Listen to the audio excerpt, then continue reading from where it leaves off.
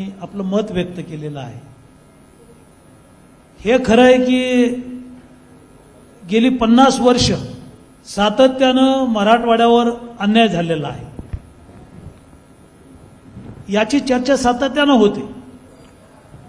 50 वर्षाच्या राजवटीमध्ये मराठवाड्यातला जो प्रश्न आहे किंवा जे प्रश्न आहेत, मग शेतकऱ्याच्या शेतीच्या पाण्याचा प्रश्न असेल, विजेचा प्रश्न असेल, शेतात जाणाऱ्या रस्त्यांचा प्रश्न असेल, ग्रामीण भागातला जिल्हा मार्ग, तालुका मार्ग, गावाला जोडणारे रस्ते असतील, नॅशनल हायवे असतील, सिमेंट रोड असतील, शेतीला लागणारी वीज असेल, शेतीला लागणारं पाणी असेल, मराठवाड्याचं शिक्षण असेल, मराठवाड्याची आरोग्य सेवा असेल, सातत्यानं मराठवाड्यावर 50 वर्ष अन्याय झाला ही खंत मराठवाड्याच्या मनामध्ये होती।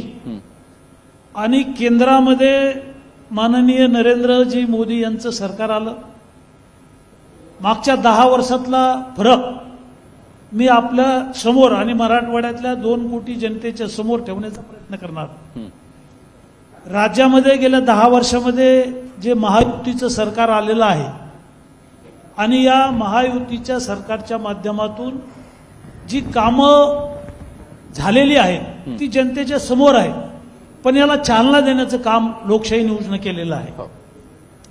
मराठवाड्यात सातत्यानं जो दुष्काळ पडतो, 2 वर्षाला 3 वर्षाला दुष्काळावर मराठवाड्याला दुष्काळाचा सामना करावा लागतो। मी अगोदरच सांगितलं, मराठवाड्याच्या सिंचनावर मराठवाडा प्रामुख्यानं शेती व्यवसायावर अवलंबून आहे। संभाजीनगर शहर सोडलं तर ग्रामीण 7 जिल्ह्यामध्ये फार काही उद्योगधंदे नाही आहेत, नोकरी नाही आहे। आणि मराठवाड्याचं मुख्य उत्पन्न किंवा आमचं जीवनमान जे आहे ते शेतीवर आहे। बरोबर, शेतीवर अर्थव्यवस्था असल्यामुळं 2 वर्षाला 3 वर्षाला दुष्काळ पडतो आणि दुष्काळ पडलं की मराठवाड्यामध्ये 4000 टँकरनं आम्ही पाणी देतो। लातूरला एवढी वर्ष मुख्यमंत्रीपद होतं। स्वर्गीय इंदिरा गांधी नंतरचं 2 नंबरचं पद केंद्रामध्ये मंत्रीपद लातूर जिल्ह्याला होतं।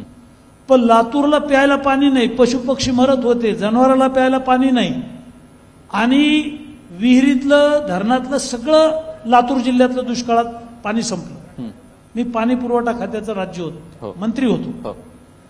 आम्ही पश्चिम महाराष्ट्रातून पाणी दिलं, मिरजवरून रेल्वेनं पाणी आणलं, पाणीच संपलं होतं, कुठंच पाणी नव्हतं। मराठवाड्याच्या शेतीला पाणी मिळाल्याशिवाय मराठवाड्याचा विकास होऊ शकणार नाही।